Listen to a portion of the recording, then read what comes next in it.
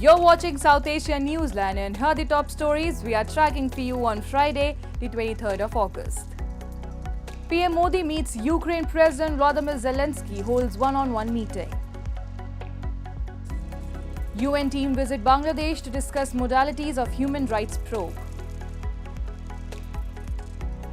And 14 killed, dozens injured after bus with all Indians on board plunges into river in Nepal.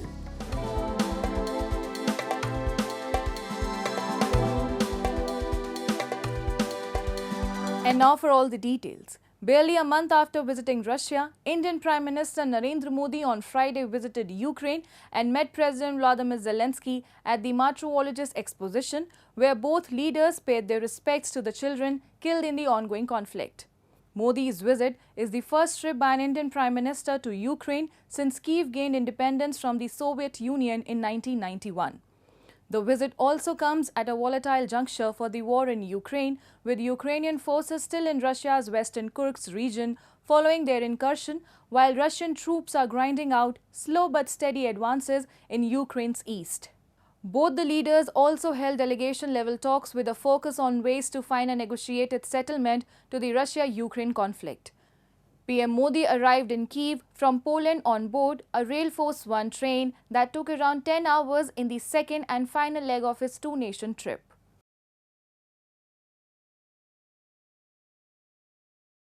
And the United Arab Emirates has accepted the credentials of Taliban-appointed diplomat Badreddin Haqqani as Afghanistan's ambassador, the UAE's foreign ministry announced on Thursday.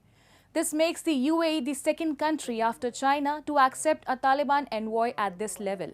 The Taliban have controlled Afghanistan's embassy in Abu Dhabi and its consulate in Dubai since last year, though without formal recognition as Afghanistan diplomats. A UAE official told Reuters that this move reaffirms the Gulf states' commitment to building bridges and aiding Afghans through development and reconstruction projects. However, it remains unclear whether the UAE, which previously recognized the Taliban regime, will officially recognize the Taliban as Afghan's government. While no other government has recognized the Taliban since they regained power 3 years ago, Taliban appointers are operating diplomatic missions in several countries, including neighboring Pakistan. Moving on. United Nations team will meet with Bangladesh interim government and other stakeholders starting Thursday to discuss the process of investigating alleged human rights violations during the recent deadly violence in the South Asian country, officials said. In a media advisory, the UN office in Bangladesh announced that a team from the UN High Commissioner for Human Rights will be visiting Dhaka from August 2020 to 29. The purpose of this visit is to understand their priorities for assistance in promoting human rights, the advisory stated, adding that Bangladesh interim government had requested the UN to probe the killings during the protest. UN Human Rights Chief VolkerTurk made a phone call to Yunus last week, stating that a UN-led investigation will be launched very soon to probe the killing of the protesters, according to Yunus' office. The UN added that a separate fact-finding team will be dispatched to Dhaka in the coming weeks to conduct the investigation once details are finalized. Meanwhile, the interim government has revoked the diplomatic passport of ousted Premier Sheikh Hasina, who fled to India after prolonged protests. The government also revoked the passports of former ministers and ex-lawmakers who are no longer in office. The development comes amid the call by main opposition, the BNP, for Hasina's extradition from India to face trial for murder and other charges registered against her in Bangladesh. And Sri Lankan Supreme Court on Thursday found the country's President Ranil Wickremesinghe guilty of unlawful conduct for indefinitely delaying local polls seen as an unofficial referendum on his handling of the economy.